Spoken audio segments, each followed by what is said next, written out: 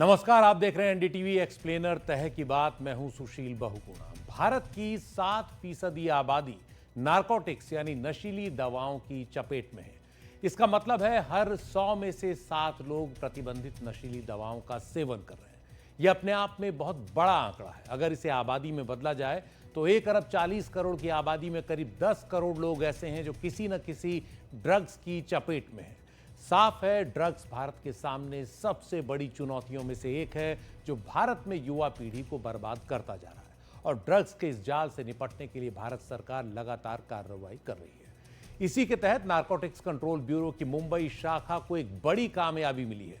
NCB ने drugs syndicate के एक सरगना को मलेशिया से गिरफ्तार किया है। इसका नाम है नवीन चिचकर, जो विदेश में बैठकर ड्रग्स का कारोबार चला रहा था और उसके खिलाफ एनसीबी ने रेड कॉर्नर नोटिस भी जारी किया था। एनसीबी मुंबई बीते काफी समय से नवीन चिचकर की तलाश में थी। उसे मलेशिया से गिरफ्तार कर मुंबई लाया गया है। एनसीबी को उसका सुराग इस साल 21 जनवरी को लगा, जब डीएचएल कुरियर सेवा के जरिए मुंबई से ऑस्ट्रेलिया भेजे जा रहे एक पार्सल में एक प्रोजेक्टर के अंदर छिपाई गई 200 ग्राम कोकीन जब्त हुई। इसके बाद एनसीबी ने नवी मुंबई में ड्रग्स सिंडिकेट से जुड़े एक आरोपी के घर से 11.5 किलोग्राम कोकीन, करीब 5 किलोग्राम कैनबिस और 5.5 किलोग्राम कैनबिस गमीज जब्त की। जांच आगे बढ़ी तो कोकीन की तस्करी में शामिल एक अंतर्राष्ट्रीय सिंडिकेट का पता चला, जो भारत से लेकर अमेरिका तक सक्रिय था, जो एयर कार्गो के जरिए कोकीन के कई कंसाइनमेंट मुंबई भेज चुका था। इस मामले में कई क्लियरिंग हाउस एजेंट्स और हवाला ऑपरेटरों की मिलीभगत सामने आई। इस सिलसिले में 8 लोगों को गिरफ्तार किया गया। तब से ही एनसीबी मुंबई इस सिंडिकेट के सरगना नवीन चिचकर की तलाश कर रही थी।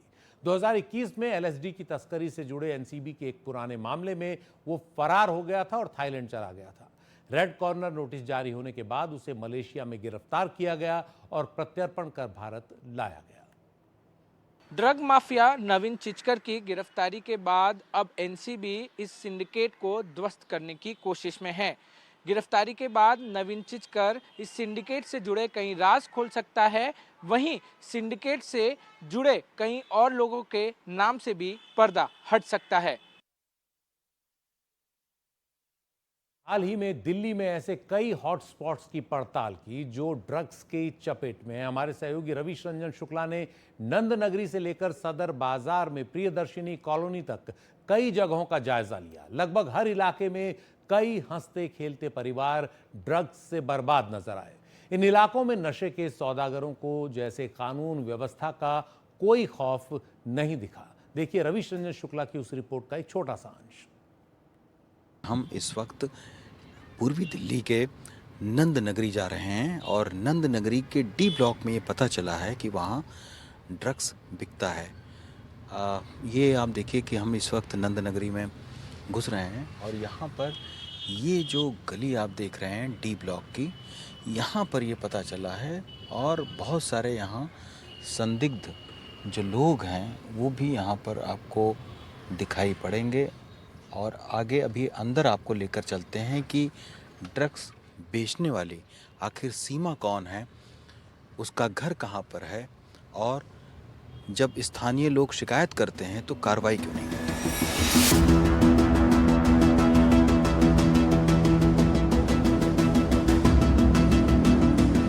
पूरी रात दौड़ते हैं ये लोग गली में वहाँ उसी के लिए, पता नहीं क्या किसी का कोई सामान भी चोरी हो जाए, घर में चोरी हो जाए किसी के घर में, क्या कौन जिम्मेदार होगा इसका है। ये पूरी गली सब में ऐसा दौड़ लगाते हैं, इधर से पुलिस वाले भगाते हैं, उधर आ जाते हैं, उधर से गली वाले भगाते हैं, घर में घुस जाते हैं लोगों के। हाँ, घर में घुस जाते हैं।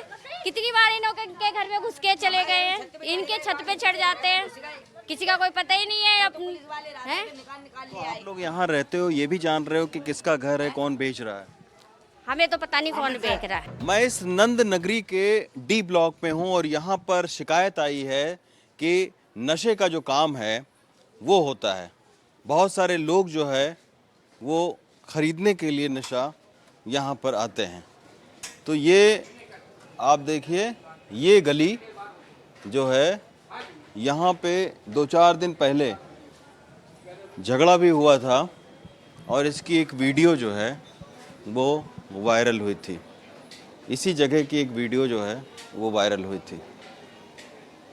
तो आइए दिखाते हैं और लोगों से जानने की कोशिश करते हैं।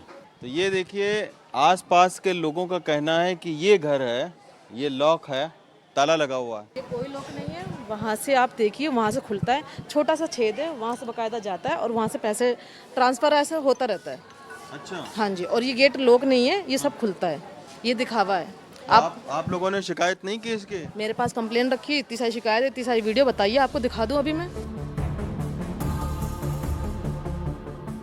स्थानीय लोगों ने जो एनडीटीवी को सीसीटीवी भेजा है उसमें साफ दिख रहा है कि पुलिस ने कई बार मकान पर छापा मारा है, लेकिन इसके बावजूद ड्रग्स का काम बंद नहीं हुआ। इस छज्जे के नीचे काफी भीड़ लगी है। तो आपने देखा किस तरह रिहायशी बस्तियों में नशे का जो कारोबार है वो फैला हुआ है। नशे के सौदागर अपना जाल फैलाने के लिए नए नए हथकंडे अपना रहे हैं। आमतौर पर यह मान लिया जाता है कि पंजाब नशे की चपेट में सबसे ज्यादा है, लेकिन आप हैरान होंगे कि केरल में हालात उससे कहीं ज्यादा खराब है। इस सिलसिले में सरकार ने पिछले साल दिसंबर में राज्यसभा में एक रिपोर्ट पेश की। रिपोर्ट के मुताबिक सितंबर 2024 तक ड्रग्स से जुड़े सबसे ज्यादा केस केरल में दर्ज हुए थे, 18,512, और सबसे ज्यादा करीब 20,000 गिरफ्तारियां भी वहीं हुई थी। इसके बाद पंजाब में 7,153 केस दर्ज हुए थे और 9,729 लोग गिरफ्तार किए गए थे। फिर महाराष्ट्र में 6,708 केस दर्ज हुए और 6,597 लोग गिरफ्तार किए गए। इसके बाद उत्तर प्रदेश, राजस्थान और मध्य प्रदेश का नंबर रहा। देश में ड्रग्स से जुड़े 61,000 से ज्यादा केस दर्ज हुए हैं अब तक और करीब 78,000 लोग गिरफ्तार हुए हैं। ये आंकड़े सामाजिक न्याय और अधिकारिता मंत्रालय ने राज्यसभा में पेश किए थे। भारत में अवैध ड्रग्स की तस्करी जमीन, हवा और समुद्री तीनों रास्तों से होती रही है। सबसे ज्यादा 70% ड्रग्स समुद्री रास्ते से भारत में आते हैं। इसी साल 18 मार्च को गृह मंत्रालय ने लोकसभा में जानकारी दी कि बीते 5 साल में देश भर के बंदरगाहों में 19 अलग अलग मामलों में 11,311 करोड़ की ड्रग्स बरामद की गई। बरामद ड्रग्स में कोकीन, हेरोइन, मेथाम्फेटामिन और ट्रेमाडोल शामिल थी। ड्रग्स तस्करों के खिलाफ बीते कुछ सालों में कार्रवाई काफी तेज हुई है। एनसीबी, नौसेना, कोस्ट गार्ड्स और अन्य एजेंसियों के साथ मिलकर कई अभियान चले हैं। जैसे साल 2023 में नारकोटिक्स कंट्रोल ब्यूरो और भारतीय नौसेना ने ऑपरेशन समुद्रगुप्त नाम से एक अभियान चलाया था, जिसमें 40,000 करोड़ से ज्यादा की ड्रग्स बरामद की गई। इसमें सबसे बड़ी करीब 12,000 करोड़ रुपए कीमत की ड्रग्स की खेप कोच्चि के पास पानी के एक जहाज से जब्त की गई। ये ड्रग्स मेथाम्फेटामिन थी, जिसकी इतनी बड़ी खेप पहले कभी नहीं पकड़ी गई। इस मामले में एक पाकिस्तानी नागरिक भी गिरफ्तार हुआ। ऑपरेशन समुद्रगुप्त जनवरी 2022 में शुरू किया गया था। इसके तहत हिंद महासागर से आने वाली छोटी नौकाओं और बड़े जहाज़ों, जिन्हें मदरशिप कहा जाता है, उनकी निगरानी शुरू हुई। इसके तहत कुल लगभग 3,200 किलो मेथाम्फेटामिन, 500 किलो हेरोइन और 529 किलो हशीश जब्त की गई, जिसकी कुल कीमत 40,000 करोड़ रुपए थी। एनसीबी की निशानदेही पर श्रीलंका और मालदीव्स में भी ड्रग्स की बड़ी खेप पकड़ी गई। एसीबी के मुताबिक ड्रग्स की इस खेप के पीछे पाकिस्तान में बैठा ड्रग्स सरगना हाजी सलीम था, जो दाऊद इब्राहिम के जरिए पाक खुफिया एजेंसी आईएसआई को ड्रग्स तस्करी का पैसा पहुंचाता है। भारत में ड्रग्स के इस गोरख धंधे के पीछे 2 बड़े नेटवर्क हैं और भारत इन दोनों के ठीक बीच में पड़ता है। पहला नेटवर्क है गोल्डन क्रीसेंट, जिसे डेथ क्रीसेंट भी कहा जाता है, और दूसरा है गोल्डन ट्रायंगल, जिसे भारत डेथ ट्रायंगल कहता है। डेथ क्रीसेंट पाकिस्तान, अफगानिस्तान और ईरान को मिलकर बना है, जो आप आगे यहां देख सकते हैं। इन देशों के कई इलाकों को ड्रग्स तस्कर अफीम की खेती के लिए इस्तेमाल करते हैं। कभी अफगानिस्तान में अफीम की सबसे ज्यादा खेती होती थी, लेकिन तालिबान ने 2023 में अफीम की खेती पर रोक लगा दी। तो आप देख सकते हैं ईरान, अफगानिस्तान और पाकिस्तान के बीच ये डेथ क्रीसेंट बना है, जहां बहुत ज्यादा अफीम की खेती होती थी, अब भी हो रही है।